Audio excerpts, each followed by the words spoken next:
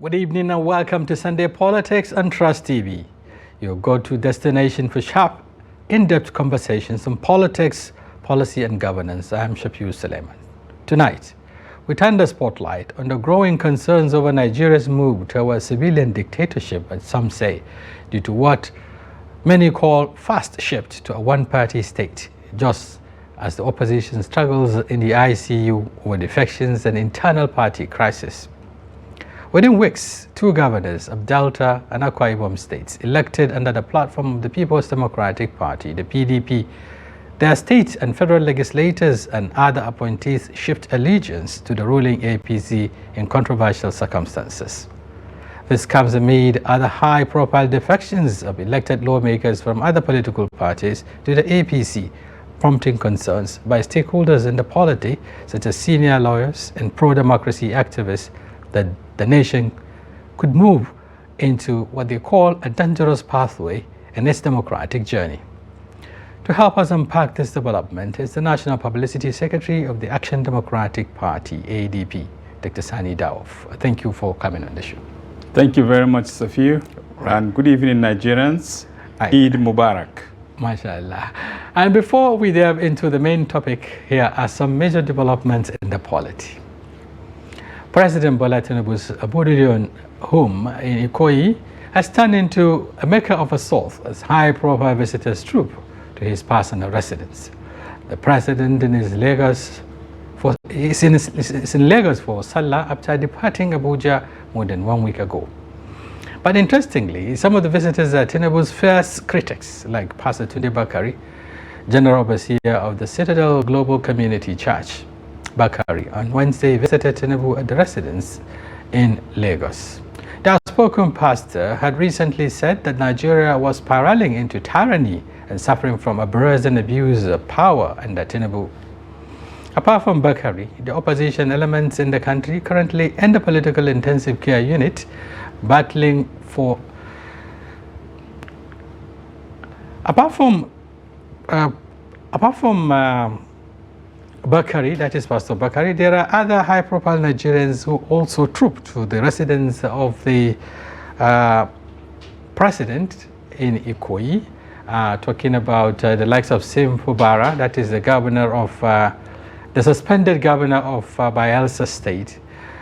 Some say perhaps River State, rather. His visit came amid wave of defections from the opposition party to the ruling All Progressive Congress, the APC. Fubara visited the president on the heels of recent address to his loyalists, where he reportedly told them that they should thank Tinubu, stating that in no distant time he will be recalled from suspension. And the People's Democratic Party, the PDP, is set to overhaul its South zonal and state structures in a sweeping move aimed at flushing out disloyal members and forestalling further defections. A member of the PDP's National Working Committee who spoke to newsmen on condition of anonymity said the planned restructuring was part of renewed efforts to reposition the party ahead of the 2027 general elections. Now, according to the source, the party, he was quoted to have said, clearly displeased with the spate of defections in recent weeks and is ready to take firm action. He was also quoted to have said this would not be business as usual when the Delta State Governor Sharifu Obaribori and former Governor Ifeanyi Okowa left the NWC, met and resolved to challenge their defection in court. That process, he said, is ongoing. As for Akwa Ibom State Governor Umo Ino, he said the defection on Saturday, for his defection on Saturday, the party will act after the Salah break. And viewers, you also have the opportunity to call in midway into the program to share your thoughts on the talking points. Back into the studio, I said earlier, we have the National Secretary of the Action Democratic Party, the ADP, Dr. Sani Dawop. Thank you once again for coming on the show. Thank you very much, Safiu. Actually, the National Publicity Secretary. National Publicity Secretary. Yes. Right. Sorry for the mix-up. No problem. Okay. You've had some of the talking points there, rather the major stories. One has to do with the visitations to the president's home in Ikoyi. High-profile, politicians some from the opposition, others, high-profile critics, and so on. What do you make up with this? Though some would say it's normal. When presidents are at home for Salah or for any holiday, you find people going there, taking advantage of the opportunity to discuss other matters. What do you make up with this one?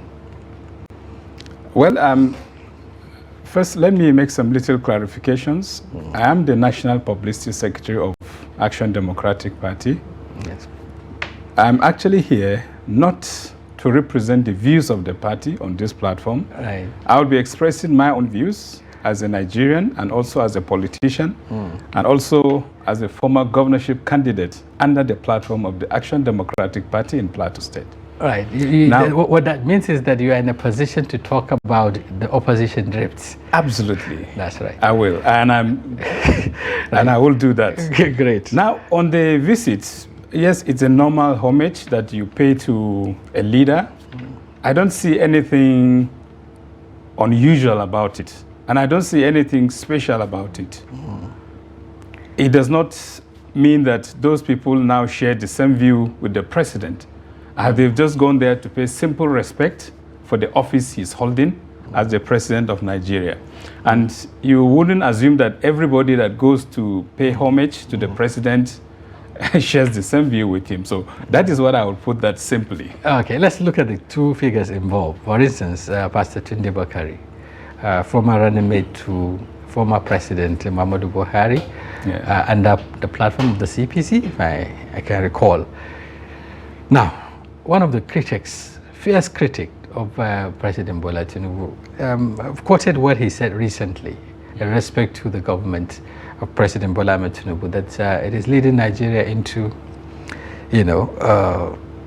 what he said, that the country is spiraling, into, it's not doing well, so to speak, in short. But then shortly, here he is. Paying homage to the president. Does this, would this resonate with people who see opposition figures like him, speaking on the same platform, or rather speaking their minds, especially looking at the realities in the country? Well, first of all, I wouldn't know the position of Pastor Bakare, but of recent I've followed some of his sermons in church, and he has actually condemned the policies of the government because of the negative impact that it has had over the last 2 years on the country, the people, its citizens. So I've had those ones. Now he has gone there. I don't know if he's still in APC. I know he had contested the vice presidential candidacy with President Buhari in CPC. Right. I think he also contested. The party merged during the 2023, he was also one of he was a candidate. He was an aspirant. Yes, he actually bought form. Yeah. Yes. So, but although I can tell you, a lot has been going on. There are people who contested elections even in APC in 2023, but now they are a major crank of the opposition. They spearheaded the electioneering campaign of the president. People like El Rufai, so don't be surprised. This is politics. Okay. So anything can happen. So I don't think, except Pastor Tunde Bakare comes out to tell Nigerians clearly that he's now with Nigerians, I think I would like to take it that maybe he has just gone to maybe have tea with the president. Right, okay. Let's look at Fubara. He has been shuttling, between Rivers and the presidency, and now was at the Baudelaire, whom the residents of President Bola Tinubu. Some say, in respect to the talks around, his pardon, possible pardon. I've had also other well-meaning Nigerians, including former President Goodluck Jonathan, speaking on his behalf, asking that the president should intervene and all of that. Why this in the first place?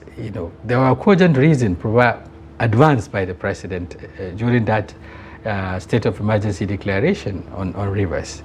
And now we're hearing that, the same person that has been suspended is telling his supporters that, okay, go and say thank you to Mr. President, because in no distant time I will be back to my office. So how would people read this looking at the action and the reaction now. Well, the bottom line is to tell you that the motive of suspending the governor is political. But it was hinged on security issues, especially when these issues of bombing started. Yeah, even though it was also on the eve, if you like, of the announcement. Exactly. that Nigerians saw that attack on the facility. Exactly. So because of that, and of course, I think the governor wants his seat back. So sometimes he wants to play politics, to behave as a good boy and come back and get his seat. But I think maybe it's part of Tinubu's strategy to cow people and to intimidate and to harass, because this is basically what we call bullying, political bullying. That is just what is happening, and that's what we're seeing in Nigeria now, and that is very unfortunate. Yeah. And I think if we're taking that course, it's very dangerous. Right. Okay. This will lead us into our main topic, because this is exactly what we're talking about. Yeah. Nigeria tilting towards, dictatorship, as some prominent Nigerians has alluded. Just recently, a prominent lawyer and a pro-democracy activist talking about,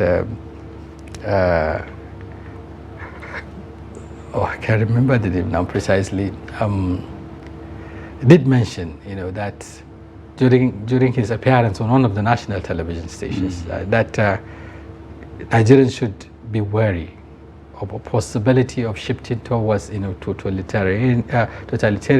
Is it Mike Ozokome? Yeah, Ozokome. Okay. Thank you. I'm trying to recall now. Mike Ozokome, senior advocate of Nigeria, saying that Nigerians should be concerned about what is happening in the political space. Before then, quite a number of people have also spoken. I read where as another senior advocate of Nigeria, Joseph Daudu, SAN, was also alluding to such scenario, that there's need for, something need to be done to stem this tide of mass defections without reasons, emasculation of the opposition, and so on and so forth. We just talk about the Fubara scenario. In fact, some papers call him defecting Fubara, in quote. So there's likelihood he also jumps ship. Right. So what is all this saying, in respect to our democracy as a nation? Well, like I said, we should be very wary and be careful of political bullying, so that we don't once again become a pariah nation in democracy. We've become a pariah nation under military regime, but you can also become a pariah nation in democracy. And that is even more dangerous. Right. Yes, the fact that you are free to associate, you are free to move to any political party. Association, yeah. But there are some people that there are restrictions for their moving. For example, legislators. The constitution is very clear that you cannot win an election under the platform of a political party and then decamp to another without any divisions in the party. But you understand? Let me learn. Now, on the issue of going to a one-party state, I remember when Ganduje was asked when the governor of Delta decamped, and he was given the example of China. And I said, okay, in China, do they have corruption like we have in Nigeria? Many have, because it's very easy to give examples with other countries, but then you hide the other aspects that, you have a big challenge that you need to deal with. That's right. Yeah, so I think these are the issues we should really look at. Okay, I was actually going to look at that aspect of the Constitution that talks about, the defection of lawmakers. I know there is a window which the politicians are exploiting. And which window? Except if there is a crisis, if there is crisis within the party. Okay. And if that is what they are leveraging on, now we'll get to realize that, quite a number of those political parties, especially the big ones, are in crisis. Multiple fronts, conflicting judgments, factionalization, and all of that. Take, for instance, the Labour Party, which came third in the last election, going by the presidential result. Yes. Again, take a look at what is happening in the NMPP, for instance. There are also factionalization. You look at the PDP, even though, even within the PDP, there is also some sort of groupings. The G5, now breaking away. We're beginning to see the governors bloc, the Atiku's bloc, and so on and so forth within the party. So isn't this enough reason for those who are defecting to say, hey, look, there is crisis with our party and then we can continue to remain here? The parties you mentioned that are in crisis, they are not in crisis.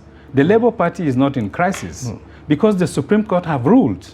They have recognized Nenadi Usman. You understand? So that is one is sorted out. It is only when fully sorted out, because the issue is this. Because the Supreme if you Court still go ruled. back to INEC portal, you still find the names of Julius Abure and his team as leaders of the party. So meaning that this matter is yet to be sorted out completely. INEC, according to them, is still looking at the certified true copy of the judgment. So it is yet to take a decision as to whether to align with which one to recognize and so on. So if they are now corresponding with the Labour Party, who are they going to write? Are they going to write Abure or they are going to write Nenadi? I'm just asking you.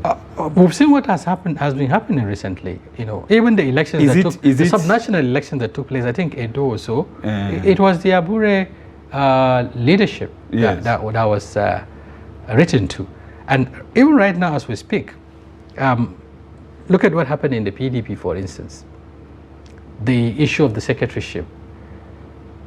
INEC decided not to participate in the zonal congress of the party, the North Central, simply because the letters, invitation letters were not signed by the Supreme Court recognized Senator Sama Anyong, right? So if that is the case, then it means there's much to be desired in terms of... Look, there is no division in the opposition parties. These are divisions created by the ruling party deliberately to destabilize the opposition. How do they do that? Because what they keep telling you is that... main target is, of course, the PDP and the Labour Party, because they were the front runners in the 2023 election. So they feel the best thing is to neutralize those political parties, and they have forgotten that, look, the party is just a platform. When people group and regroup, you cannot stop a movement. Because what is going to happen in Nigeria is a movement against bad governance, against mismanagement. And that is what is going to manifest. People have given the example. Peter Obi did not have a single governor as a Labour presidential candidate. He did not have even a member in parliament or even a councillor. Right.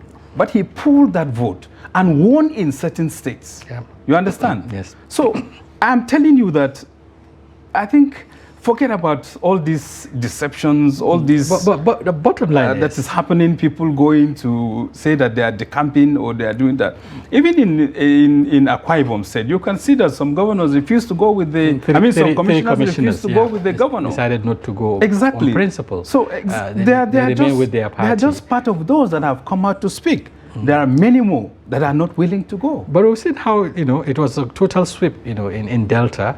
Yeah. Even in Akwa, apart from the 3 commissioners, all have joined the governor, I think there are about 11 members of the House of Assembly that went with the governor, but I think about 15 have not. There are 26 House Parliament. I don't think about the 15 have fully gone, but that's not the issue. Right, okay, talking about the opposition, he said it is about the people. That's what opposition figures like you keep telling Nigerians. Yes. Especially now that the permutation is not in the favor of the opposition. Before now, in the last couple of weeks, there has been this wave, this momentum around a coalition talk and all of that. But when the APC begin to activate its own strategies, wooing governors, high-profile, lawmakers into its fold, then the momentum begin to gradually wind down. Now, beyond the talks, there is need for a platform, to convey whatever you want to convey or to provide an alternative for Nigerians. And it seems all the platforms, the available platforms that may be used, are said to have been also infiltrated. For instance, the much talked about the SDP died down gradually. Within the opposition figures themselves, there is this suspicion around the fact that the SDP may have been infiltrated by the government, and then they're now moving towards ADC. There's also issues in the ADC. Now, some of its hierarchy are saying, no, we're not going to relinquish our positions. We're not going to allow, newcomers to take our positions and all of that. You go to the Labour Party, same issues. You go to the PDP, there is this double talk as to whether they are with the coalition or not with the coalition. Governors have said it clearly that they're not with the coalition. So where there seems to be, the opposition seems to be in disarray. So what platform, what hope are you giving Nigerians? Let me tell you, there are about 6 to 7 APC governors that are funding the coalition. Go and check and go and do your investigation. Right now. Exactly. Incumbent government. That is exactly what happened when the NPDP now joined APC in 2015. You understand? And don't forget also, you are talking about, you see, in a political arrangement, you are free to have group interests.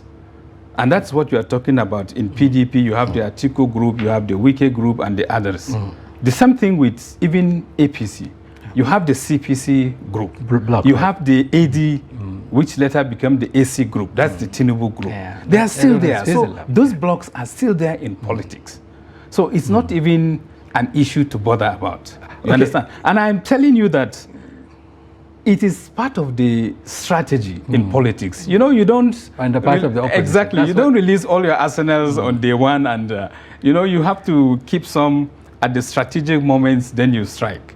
So, but looking at what is happening, I mean, take for instance what you just said.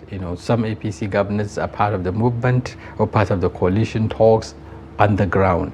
But the same governors we are seeing also endorsing the president. The Northeast Caucus and the Northwest Caucus and the North Central Caucus have endorsed the president, and these are governors, and the likes. So is it to say that who are they, deceiving now, Nigerians or themselves?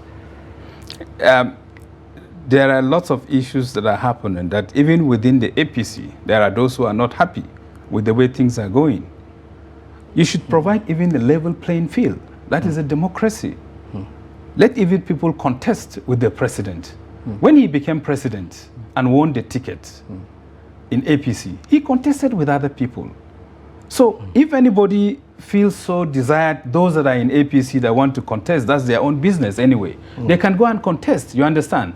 But they should allow some level playing field for those who are interested. The endorsements can go in, but I don't think people should be suppressed. People should be denied the opportunity to contest, even with a sitting president. Except if nobody shows interest, that is understandable. Would it be part of the strategies perhaps to emasculate the opposition or to, have a total control of the space? If everyone is hinging his success, 2027, onto the president, Mr. President has to approve this or that, Mr. President has to endorse this and that, just like we are seeing now. A sitting governor going, begging cap in hand, asking, for his mandate to be returned. And this is people's mandate anyway. And he was suspended in that controversial circumstance, even though the matter is in court. We're not discussing the details. But then, yet, this same governor is now going, tagging along, so to speak. And quite a number of, including the case in Delta, it was also said to have been orchestrated as a result of plans, was given birth by the EFCC case, involving the former governor and all of that. Most of the defections are as a result of victimization that are likely going to happen, not because of the people wanting to go to the ruling party. Because that's just one of the things that the ruling party is using. Oh, you have done this, okay, so we're going to use it against you.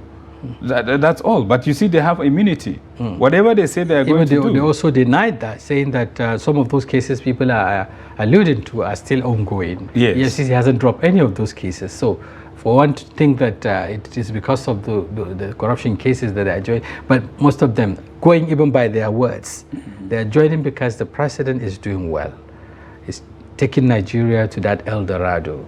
Take for instance what the current, the just recent defector, talking about Akwa Ibom governor, saying that he believes in the in the Tinubu administration. What are the parameters to show that the government is doing well? Tell me, is it on the foreign exchange? When the value, the real value of the naira has depreciated? When in 2003, when they took over the government, the exchange rate was around 460 to a dollar, and now is about 1,500. So in real terms value, even the GDP has shrinked from 547 billion when Goodluck rebased the economy to Buhari 383 billion or so, now to $188 billion, and you are saying that we are almost the 5th or the 6th now in Africa from #1 position.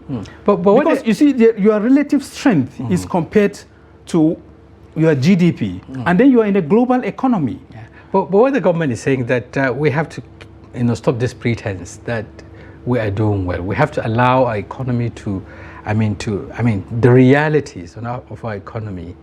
We need to work with the realities. We're talking about the value of the naira. It's artificial. We have to allow it to have its own value, to be able to find its value in the global market, and that is what is happening today. Is that how to? So, is that how to get the value of a currency? Because we keep pumping money to sustain or to subsidize an economy that is import dependent. You say you're floating the naira. Even the other day they were saying that we're recording a trade surplus, right? You understand? What are the bases? It is mainly because we have reduced imports of refined products. Because the Dangote local production, exactly. But shouldn't that be a credit, to the government? Did the government even allow them in the first place? Let's not even talk about that. Because it's a plus. No. Let me tell you. Locally, we are producing and we are reducing import. Let's not even go there. It means we are making progress. Let's not even go there. Let's not.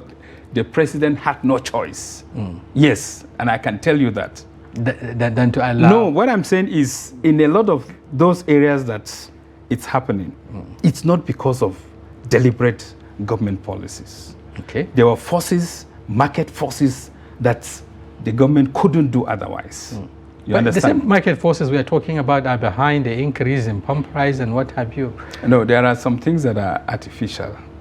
You understand? If you want to know, all these things are possible. You could go in what happened in the value of the naira in 1985 when President Babangida came overnight. Was that market driven?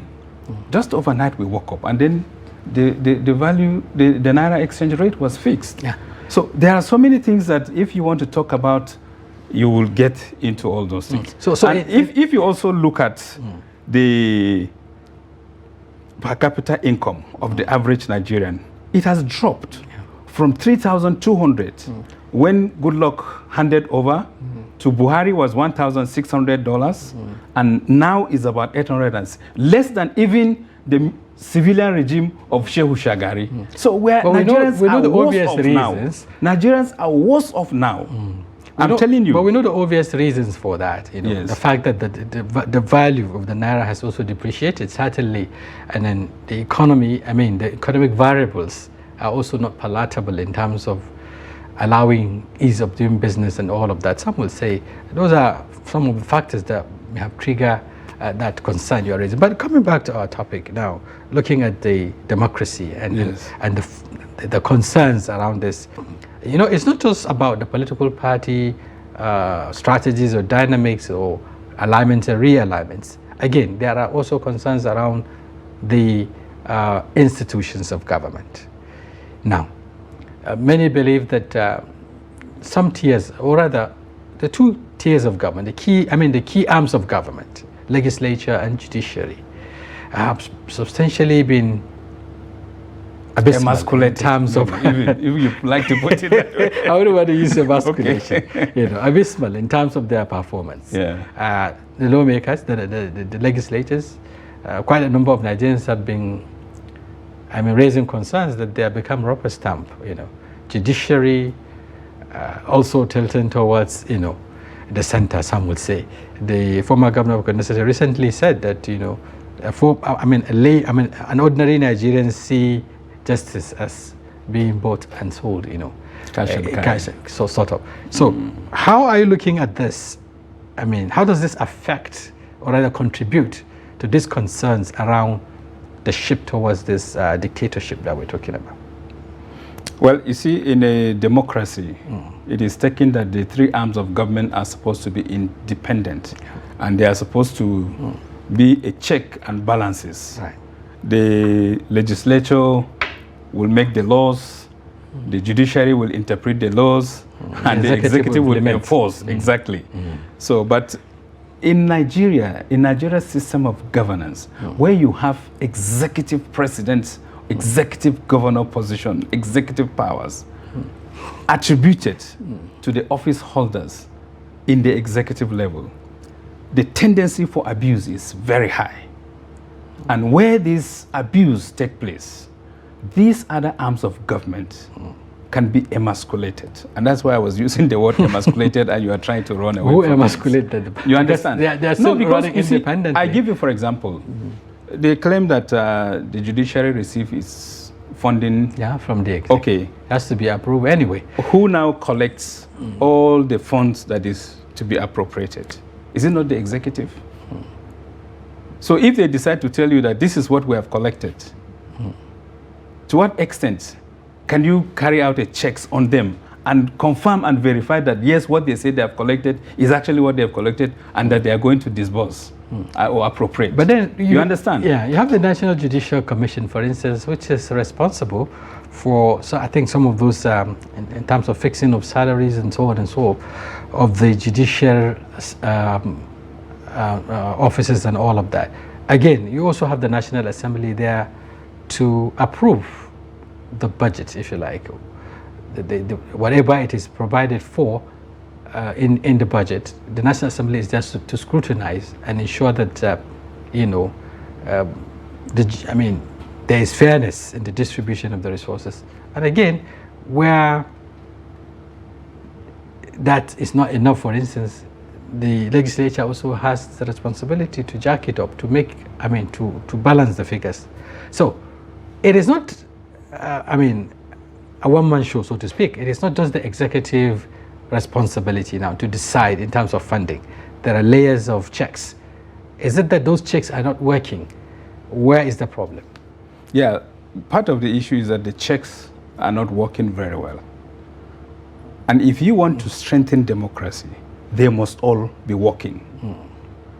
Even when you are talking about the judiciary, I'm sure you've heard about budget padding. Where is it coming from? You understand? Yes. We have had cases of where you had street lights have been valued for 200 and something million naira for one street light. You understand? This is in the same budget of Nigeria you're that we're talking about. Also the devaluation of the naira. No, it's not about the devaluation. You have to put that into consideration. No. Let's be reasonable. Shafiu, what street light will cost 200 million? I don't know. You understand? Probably the energy will be supplied via satellite then. But honestly, they are very critical. They are not laughable issues, but they are very serious issues. That if we really need to take our democracy very seriously, we have to do a rethink. We have to do an introspection. And those people who are in position of responsibility, they must make sure that they are providing governance to meet the yearnings and expectations of the citizenry. That is very, very fundamental, and that's very, very basic, whether the legislature or whether the executive. But I do think we are not doing that very, very well, the way things are going. And how do you think that can happen? Because we are talking about people who also have interest, looking at the structure of the country now. Some say even the budget is largely elitist, if you like. The ordinary people are not being taken care of in the budget, if you look at the spendings and what have you. But how do we correct this? Yes, we have a legislature that can come up with, not reforms now. I'm talking about, legislations that could help strengthen this institution and then strengthen democracy by extension. But the same set of people are also being accused of, being part of the problem. So where do we go from here? Who will save the country? Who will salvage the situation? I remember, let me go back a little bit to what former Vice President Oshibanjo used to say. Our enlightened elites, we must come back to redeem Nigeria. They've been talking about that elite consensus. Yeah, the elite consensus is very, very important. Okay. Because the elites will have to come and say, look, enough is enough. Whatever has happened has happened. Let us come back and salvage Nigeria. Let us come back and redeem this country. Let us come back and reposition this country to be among respected countries in the Committee of Nations. So those who are in positions, whether in political leadership, whether in religious institutions, whether in organizations, we really have to come back to think about our country, Nigeria, and think about the people, the Nigerians. So if we believe... So if we don't do that, if you like, you can recycle people over and over again. If the attitudes have not changed, if the way of doing things have not changed, don't expect anything. Nothing will be different. And that is the challenge I would throw to the coalition, the opposition. They must prove that it's not, because most of them have been in office before. You understand? So what is very critical and important is to say, look, we have been involved. We have made mistakes. We have honored. But for how long? It is time. But for how long would they continue to tell Nigerians the same line of thoughts? Before 2015, the same kind of scenario played out. Yeah. So-called progressives came together, said, no, what the PDP is doing was wrong. We have to redeem this country. We have to change the narrative. They're here, 10 years. 12 years now. Yeah, many believe okay, 10 years, yes. Things have even gone bad. Yeah. So if things have gone bad, 10 years after the promise that they're going to salvage the country, what hope will Nigerians have that if they gang up again, as many say, it's just in the interest of grabbing power and they return to power? How would they also change the narrative? Because the same set of people you mentioned were also being recycled. Is either the minister, a governor, or what? And that's what I'm telling you. I said, let the coalition not just be for the purpose of grabbing power, but the coalition should be for the purpose of changing Nigeria for the better. And it shouldn't be about rhetorics. It shouldn't be political demagoguery and you just come, you say highfalutin words and you just move on. No, I think we should become more responsible and reasonable in our approach. And that is the challenge that I'm giving to the opposition. And they must show that and they must prove that. And you can get that in my political party, the Action Democratic Party. We are marketing your party, the Action Democratic Party anyway, even though I don't know whether your party is even part of this coalition talks. I understand the other time I was speaking with your national chairman, he seems to buy into this idea. He was also worried around, the same set of people coming to grab power. Ganging up for power grab and all of that. Where is the position of, where is the place of ADP in this arrangement? Yeah, we're talking to people of interests, people who share like minds and like thoughts with us, even some from the coalition. But we have not joined yet the coalition as a political party. You understand? We haven't joined the coalition yet as a political party. Okay, but you are part but of of course, we have been approached, we are talking. Who knows? Maybe your political party could be one of those parties under wrap that have not been discussed, because that's what we had when ADC came into the talk. Into the limelight. Many didn't see it going that way. Perhaps maybe the ADP is also part of those that are being kept under wrap. You mentioned that about 6 political parties are being... Yeah, they are funding the coalition, yes, and I'm telling you, they are in APC, and they are governors in APC. Right, okay, let's look at, before we open the line, because Nigerians will also have to call and share their thoughts.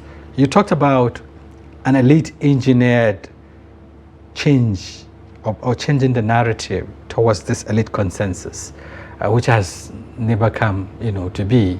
the last couple of years or decades. What about the people? Because as you also rightly mentioned earlier, 2027 is about people. I mean, it's about the people. It is not about any political elites decamping or whatever. It's about the people. How do we get the people to own this process and to take charge of, I mean, to be true to, you know, the fact that they are the ones who give the mandate, I mean, to the leaders to exercise on their behalf? Where is the place of, the conversation is totally skewed, you know, in favor of the elites. Where is the place of the ordinary people? Yes, this is where particularly religious institutions would come in. But I'm also afraid they are also being infiltrated. You understand? Because you'll be surprised, a religious leader would go to the pulpit and his whole sermon is probably just about a particular party or even telling people what to do. Instead of telling people what to look for, rather than saying, go for this party. Right. Instead of being partisan. That's education, exactly. That responsibility is there. The family is there. The schools, they're also there. So they have key roles to play. I don't even know what the National Orientation Agency is doing, if it's still existing. You see, I'm telling you, because these are core mandates and these are core roles. Right. Because the education of the citizenry is very, very important. Yeah.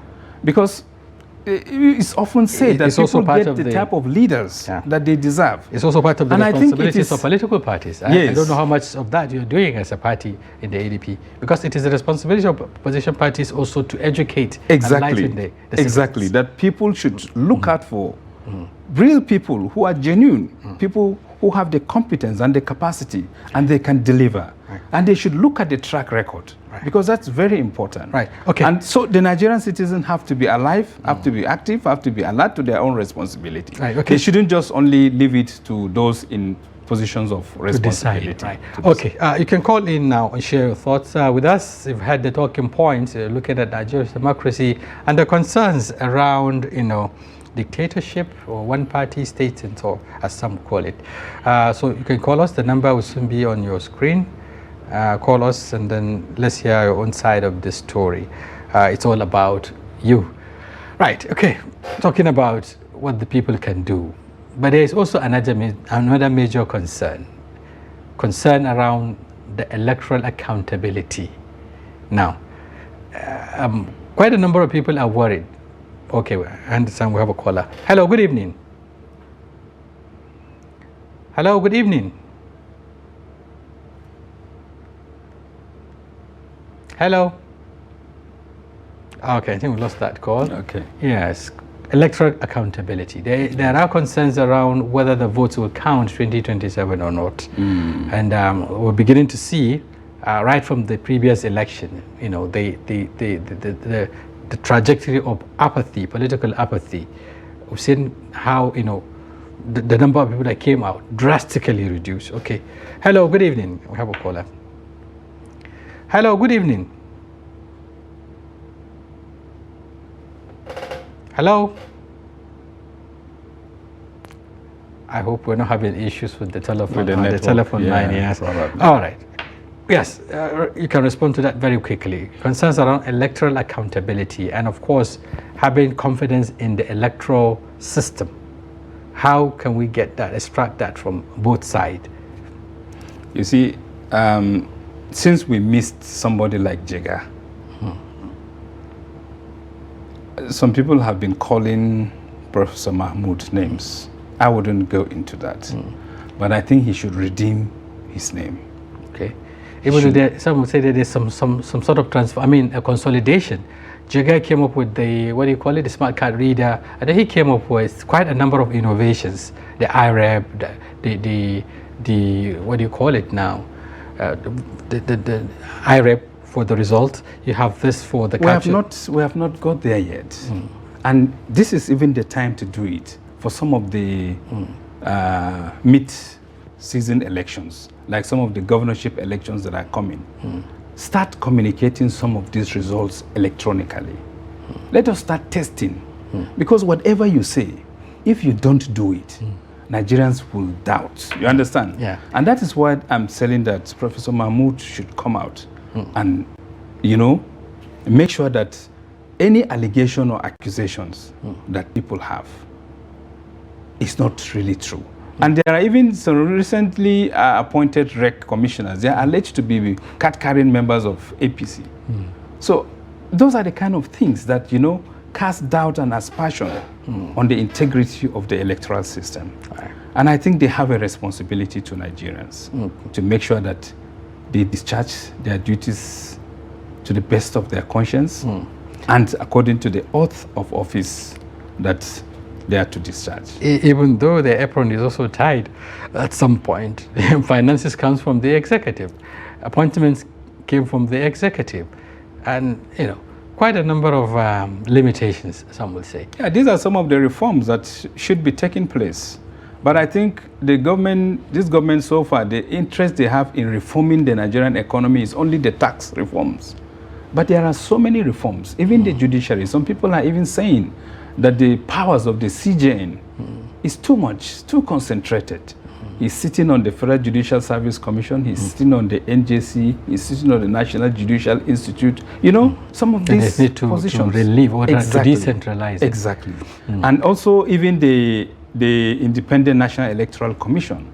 Now there's issue of they want to add local government elections to at the time people are also asking and for when we are talking of devolution of powers, we want more powers to the grassroots. We're even talking about state police, and yet we're concentrating powers at the federal level. So we need to check some of these when you things talk about the very, reforms, very you know, well. largely concentrated in the economy, I mean, some would say it's a matter of priority now. Perhaps the government's priority is about the Naira and Kobo, not about the, I mean, electoral reforms, or not about the judicial reforms, and you, as you wish.